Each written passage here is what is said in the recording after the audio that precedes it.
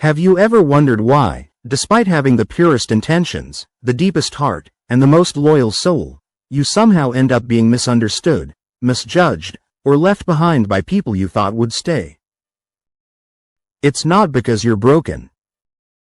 It's because you're built differently. INFJs live in a world that doesn't speak their emotional language. They crave connection yet build walls. They love deeply yet stay guarded. They long to be understood yet hide the very essence of who they are. This paradox makes them one of the most difficult personalities to love, not because they are unlovable, but because their love runs on a frequency most people will never tune into. Today, we're diving deep into the 10 reasons why INFJs are so difficult to love or even befriend. Not to shame who you are, but to help you understand why your connections often feel so complicated, why your relationships either feel too deep or too empty, and why you sometimes end up feeling invisible even when surrounded by people. By the end, you'll see that your difficulty in being loved is not your flaw, it's your signature, your shield, and the proof that you are operating on a higher emotional frequency than most. 1. INFJs love with depth, not with convenience. For the INFJ, love is never casual. It's never, let's just see where this goes. When they love, they invest their entire emotional energy, their time, intuition, and empathy, into the other person. This level of depth terrifies most people. Because the average person wants comfort, not transformation. They want affection, not introspection. But an INFJ's love mirrors your soul back to you, and for many, that's too intense. In relationships, INFJs unconsciously expose what's hidden in others. They notice patterns, contradictions, silent pain, and unspoken insecurities. They don't do it to judge. They do it because their intuitive radar never shuts off. But when someone is not ready for that kind of honesty or depth, they start to distance themselves. They say, "You're too much," when what they really mean is, "You make me feel too much." And that's the INFJ's first heartbreak, realizing that loving deeply in a shallow world often leads to isolation. INFJs experience emotional bonding through shared vulnerability. When that vulnerability isn't reciprocated, their intuitive system registers emotional emptiness, which triggers withdrawal. It's not rejection, it's self-preservation. Don't shrink your depth to match shallow waters. Wait for the ones who can breathe at your depth. 2. INFJs build invisible walls to protect their emotional core. INFJs have been emotionally burned so many times that they've developed a subconscious defense mechanism, an invisible wall that keeps people close enough to feel safe, but far enough to avoid being hurt. This wall isn't obvious. On the outside, INFJs appear open, kind, and empathetic. But internally, they're analyzing, asking, "Can I trust you with who I really am?" The irony? Most people sense this distance and misinterpret it as disinterest or emotional unavailability. They think the INFJ doesn't care, when in truth, the INFJ cares too much and is just afraid of what that care might cost them this time. Think of an INFJ who finally let someone in, shared their dreams, their childhood, their private thoughts, only to be dismissed or used. That wound doesn't just fade. It reshapes how they connect forever. So now, even when someone new comes along, the INFJ hesitates. They smile, they listen, but a part of them stays behind the glass wall, observing, waiting, protecting. INFJs are emotional minimalists. They give selectively because they know the emotional aftermath of betrayal hits them 10 times harder than it hits others. You don't need to tear down your walls. You just need to build doors and learn who's earned the key. 3. INFJs read between the lines, and that can be overwhelming. INFJs don't just hear words. They decode emotional frequencies hidden beneath them. They sense tension behind smiles, disappointment behind compliments, lies beneath politeness. While most people communicate on the surface level, INFJs interact on the energetic and psychological level, and that means they're rarely fooled, but often emotionally exhausted.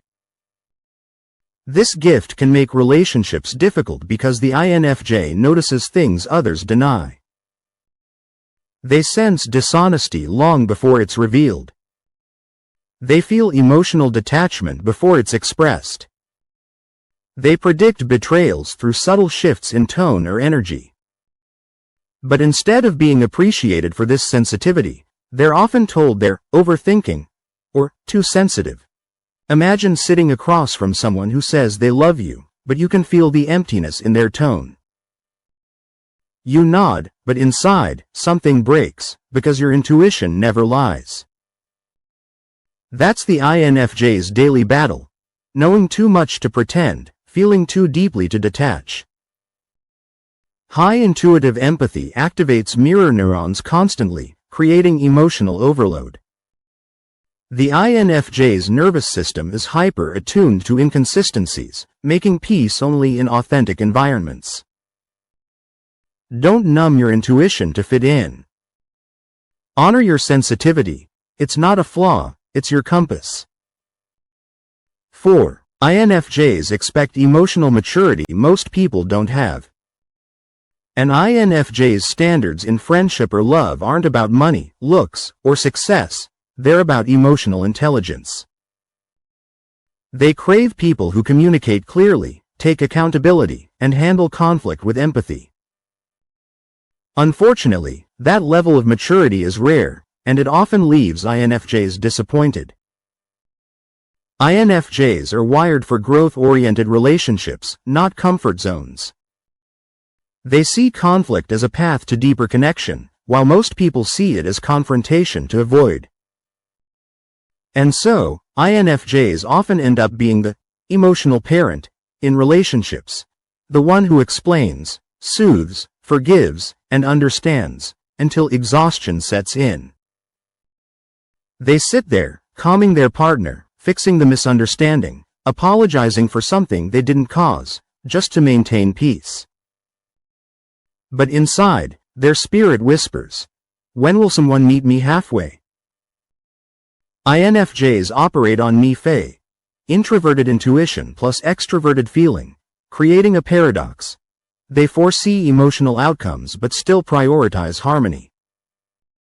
This makes them emotionally advanced but also prone to overfunctioning in relationships. Don't lower your standards. Wait for someone whose maturity mirrors your emotional honesty, not your tolerance. 5. INFJs need solitude to recharge, and that's misunderstood. Even in love, INFJs need to disappear sometimes, not because they've stopped caring, but because they need silence to reconnect with themselves. Their energy is like a candle, bright, warm, but easily drained by constant interaction. Solitude is not loneliness for them, it's oxygen. However, this need for alone time is often misunderstood by friends or partners as rejection or disinterest. People say, "You're distant," when in reality, the INFJ is just recovering from emotional burnout. An INFJ can spend hours comforting a friend, listening to pain, absorbing emotions, and then suddenly feel the urge to vanish. They'll retreat to a quiet room, music, journaling, or even a walk under the night sky. That moment isn't withdrawal, it's healing. INFJs experience empathic depletion. Their brains absorb others' emotional signals through the limbic system, which needs downtime to reset. Communicate your need for solitude without guilt. The right people won't take it personally, they'll protect that space for you. 6. INFJs hate superficiality. Small talk feels like sandpaper to an INFJ's soul. They can't pretend to care about trivial gossip or meaningless chatter when their minds are wired for depth and authenticity. They crave conversations about purpose, pain, healing, philosophy, spirituality, the things that reveal who you really are. But in a world obsessed with surface validation, that makes them seem detached or aloof. In friendships, INFJs often feel like outsiders because they don't bond through constant noise, they bond through quiet truth. While others talk about parties, the INFJ sits there wondering why no one talks about the dreams they've buried or the fears they hide. It's not arrogance, it's longing for realness. Their introverted intuition filters experiences through meaning, not entertainment. Shallow interactions fail to trigger emotional resonance, creating a sense of alienation. Don't apologize for craving depth. You're not too serious, you're just allergic to empty connections. 7. INFJs attract broken people, and then get drained. The INFJ's empathy is magnetic to those who are hurting. Their presence feels healing, their understanding feels safe. But this often creates one-sided emotional dynamics, where the INFJ becomes the therapist, not the equal. They listen, heal, and guide, until they're emotionally empty. The problem? Most of those they help never stay long enough to return that same care. They hold someone through their darkest hours, watch them heal, and then, just like that, the person leaves, saying, "You've changed my life." And the INFJ smiles, even as they quietly break, realizing they were only ever meant to be a chapter in someone else's healing story. Empaths like INFJs release oxytocin through caregiving, which reinforces attachment even in one-sided relationships. This makes emotional detachment painful but necessary for balance. Your compassion is sacred. But not everyone deserves a front-row seat to your emotional energy. Save your healing power for those who also heal you. 8. INFJs are perfectionists in love and friendship. INFJs have an idealistic vision of how relationships should feel: harmonious, meaningful, and authentic. But life isn't perfect, and neither are people. When reality doesn't match their inner picture, INFJs feel disillusioned. They overanalyze what went wrong, internalize the blame, and question whether they're asking for too much. But here's the truth: it's not that they're too demanding. It's that they see potential, and it hurts them when people refuse to live up to it. They fall for the what someone could be, not always for who they are right now. And when that potential remains unrealized, it feels like a loss, not of the person, but of the dream they once believed in. This perfectionism stems from INFJ alignment, constantly idealizing, analyzing, and internalizing emotional failures. It's not control, it's the INFJ's way of trying to make emotional chaos make sense. Love people for who they are, not who you see they could become. You can inspire growth, but you can't manufacture readiness. 9. INFJs withdraw when they're overstimulated emotionally. When INFJs reach emotional overload, they vanish. They stop replying, they avoid calls, they retreat into silence. To outsiders, it seems cold. But it's not apathy, it's a survival instinct. Their minds are processing layers of emotions, their own and others. They need time to make sense of it, to find clarity in the storm. You might think they're ignoring you, but behind that silence, the INFJ is replaying conversations, analyzing meanings, and healing in solitude.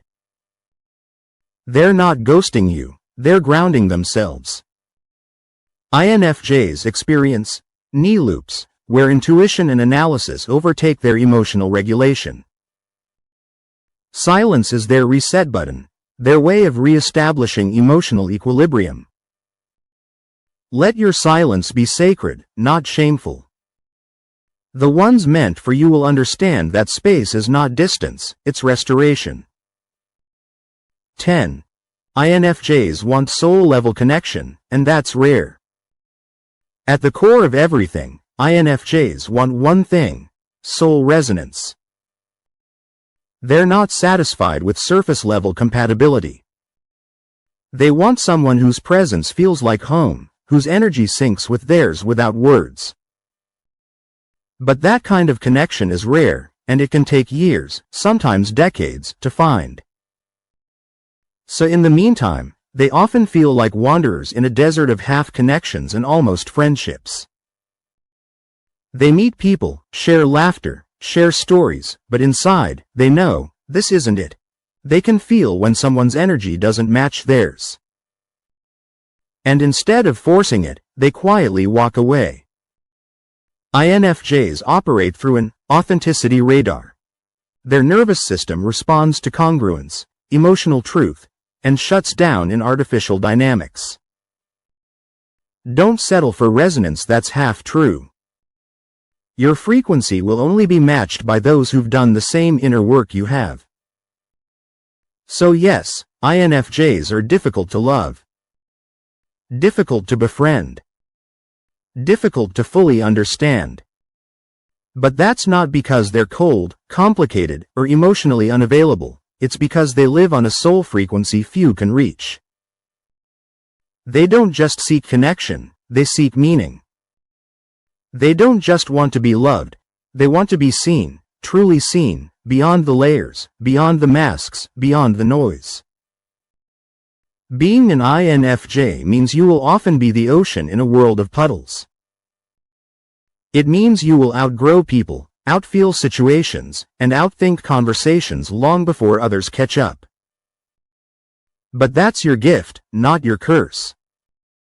The world may find you difficult to love, but the few who do will never forget what it felt like to be loved by you.